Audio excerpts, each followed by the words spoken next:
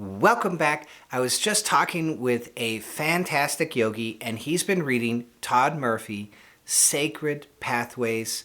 Amazing, amazing work. And this comes from Dr. Persinger. And what they were trying to do is understand what happens in the brain during a sacred experience, during an experience of the divine. Now, that primarily they were looking at dualistic experiences, but there is a huge amount that we can extrapolate from what they have shown us. Because as yogis, we're very, very interested in we ought to be very, very interested into these different parts of the brain. And the thing about Todd Murphy and Dr. Persinger is they're looking at the brain very, very practically. And so they want to know, what is the primary thing that this part of the brain is doing? What is its primary function? And when you start to put together all of the primary functions, you can have the beginning of a comprehensive view of the brain. And that's a little bit different from the orientation of a lot of other doctors and researchers that are looking at all of the minutiae, and so you don't have the big picture. They get lost in all the little details. So, Todd Murphy, Dr. Persinger, hugely valuable. I'm going to have links to Todd Murphy's books, just amazing material. In that book, Todd Murphy talks about Ramana Maharishi and his first experience going into the heart of fear.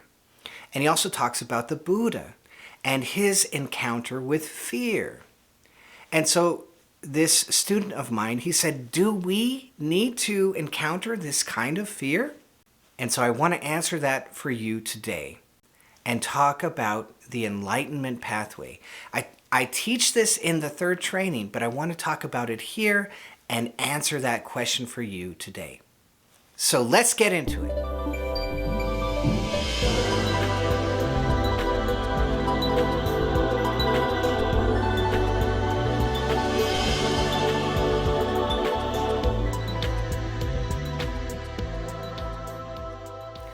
The thing that we know Ramana Maharishi was doing, he was asking, who am I? What am I? Who am I? Who am I? Who am I? I am. Who is that?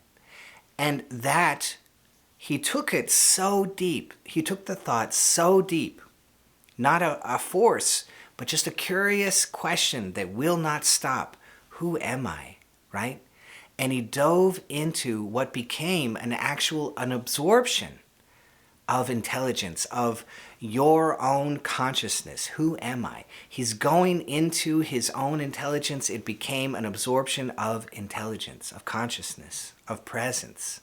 And so what is that doing in the brain? It's building this humongous charge in the right hippocampus. That's the center for that kind of knowing that he was asking about. So this charge is building and building and building and building. And it will spill into the right amygdala of fear. And that is exactly what Ramana fell into. So he falls into fear, and a normal response would be, oh my God, what is going on? I'm getting out of here. And he would have fallen out of the whole experience and gone back into the left brain. But Ramana didn't flinch. And like the old pilgrims and John Wayne, well, pilgrim, here we go, straight into the desert. You say there's no water? Pilgrim, not a problem. Here we go. And he just went straight into the fear. And so what is that doing in the brain? Well, that charge, which is in the right hippocampus already, it went into the right amygdala of fear, and he embraced it and went through it. And so the charge exploded out the other side, passed through the commissure, the connective tissue, the tiny little commissure between the amygdalas, which is in the front, right about here, going straight through the brain. And so it lit up his left amygdala. And now usually this commissure, this connection between amygdalas, it has incredible resistance. Because when you go into fear, you need to know that that thing which you are afraid of is potentially dangerous and hazardous to your health, and so you need to feel that fear. But what happened to Ramana is he burned all of that out. And we see this in the Buddha as well. Somebody came to him, a thief, and he said, Master, I'm going to cut off all of your fingers. And Buddha goes, here, take them. He didn't flinch. There was no more fear because he went into fear, which is the right amygdala, and the charge, there was no resistance, so it just goes boom, straight through into bliss. How can you be afraid? He's in bliss, incredible bliss. So Ramana and Buddha burned out that the resistance, the normal resistance that we usually have. He burned that out. And he could not feel fear again. Ramana said, I was never the same after that.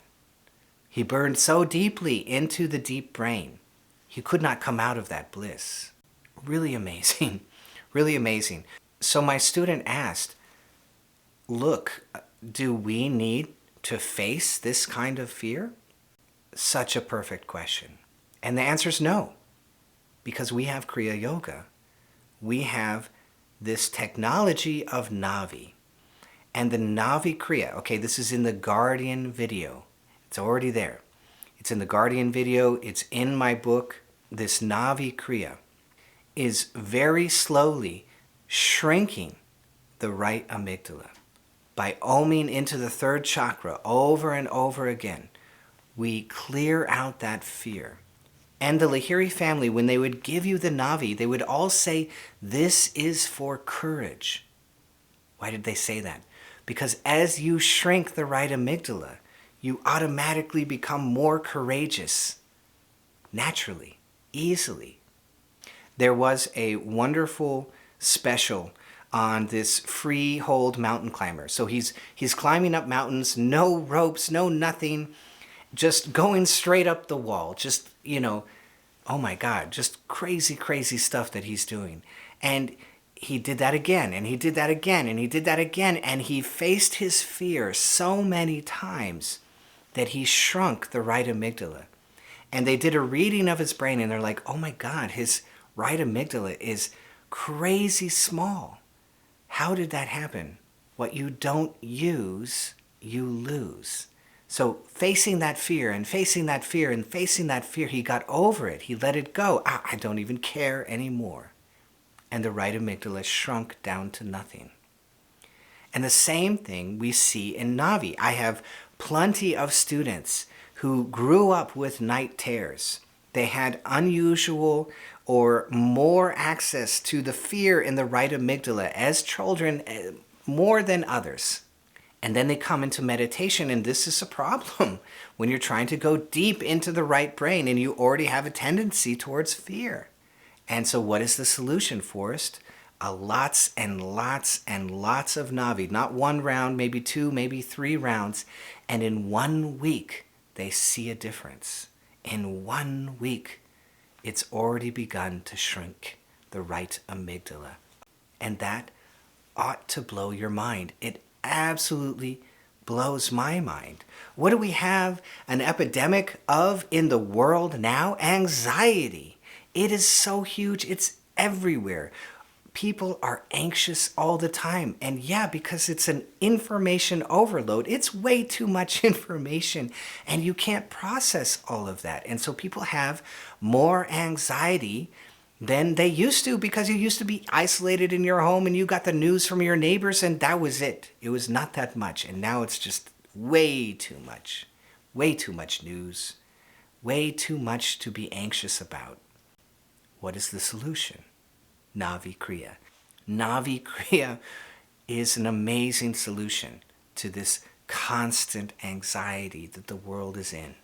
Okay, so now we've done the Navi and we've shrunk the right amygdala some. So we have this huge experience from Ramana and possibly Buddha, but what about a normal yogi? What about them?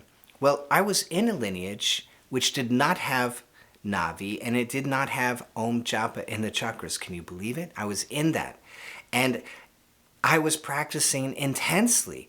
And about once every 3 months, I would have a guardian type experience where a feeling of something dark would come over me and try to smother me. And I would freak out and fight it off, right? And then I was fine. And then later I found out that one of the old monks would have that same experience. Again, didn't have Navi, didn't have Om Japa in the chakras, and about once a month he would have a similar experience. And it was so intense, it would actually cause him to fall off of his meditation chair. That's what happens when you're going deep into the right brain and you do not have Navi. You're going to occasionally experience this profound fear. Okay, so what does it look like when you've done some Navi? Well, I had a wonderful yogini, and she told me, when I feel a little bit of fear or trepidation about what I'm going into, oh my God, this experience is so big and so huge. When she feels that little bit of fear, she knows this is going to be quite profound because she's going deep, deep, deep into the right brain, and she encounters a little bit of that fear. Fantastic, Forrest. What about the Kriya Yogi who has been doing Kriya Yoga and Navi Kriya for many, many years? Then that right amygdala shrinks way down and it becomes a blip on the radar. It becomes almost nothing. And you go deep into the right brain and you feel maybe the tiniest fear or no fear at all. And you encounter that deep darkness, the void, the nothingness, and you go, oh, this is so great. It's so clean. There's nothing to bother. Just peace. Oh my God, so beautiful. Or you go into the great expanse and you feel this huge expanse and it's so big it ought to be overwhelming. And you just go, this is great. I'm home. So it becomes kind of like, you're driving in your car and they've got those huge, really abrupt speed bumps. And you hit that bump and it's like, oh my God, the whole car knows that you've hit a bump. And then you hit those tiny little speed bumps, which are just a tiny little reminder. And you just kind of go right over. And it's almost nothing.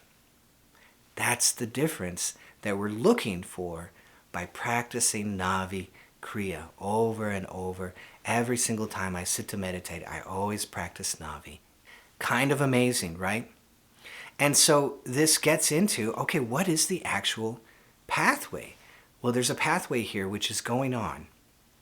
And which is the most important part? Well, I'm coming from the left brain, and I'm passing through the corpus callosum, the connective tissue right between the two hemispheres of the brain. And as I pass into that, there's some charge that builds up. And so you will notice a feeling at your spiritual eye, or you might notice a feeling at the top of the head, or you might notice a feeling at the bindu. And if you look at all of those 3 points, where are they? They're right there, down the center of the brain, because the charge is in the corpus callosum, right between the two hemispheres. And then the charge builds up in the right brain. And sometimes I'll feel as if my right brain is just deliciously swollen, just beautifully expanded just a little bit. I don't know that every yogi would feel that, except that I know it's in the right brain. And so I'm paying attention. I'm paying close attention, right? So I feel some of those sensations. And then we will pass through the right amygdala.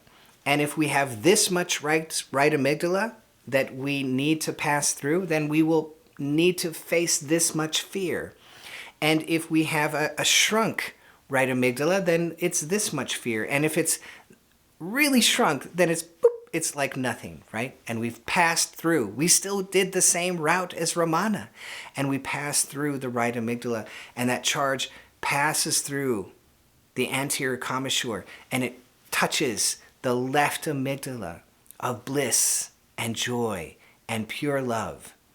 And so you can be deeply identified with the experience of oneness, of expansion, which is the right hippocampus, the right brain. You're deeply identified. The charge is already there. You're deeply, deeply, overwhelmingly identified in the oneness. And then the charge makes its way slowly all the way to the left amygdala, and you also feel bliss. And the yogis go, boom, that's it. That's what we were looking for. We were looking for the samadhi where there is expansion and bliss. And now we know the charge is really, really complete. The samadhi, the oneness is really complete because not only do you have the hugeness of the divine, you also have that bliss. The pathway is complete. And that's the enlightenment pathway from the left brain, through the corpus callosum, into the right hippocampus, through the left amygdala, passing through the anterior commissure, not necessarily burning it out like Ramana, but just passing through it and then touching the left amygdala of bliss. And boom, you have expansion, right hippocampus, bliss, left amygdala. So I hope that you enjoyed this ride through the enlightenment pathway and answering fear. If you want to go through that over and over again and very slowly with pictures, then check out my third training that's going to show you all of that. So I hope you love this. If you did, be sure to hit that bell down below so I can see all of you next time.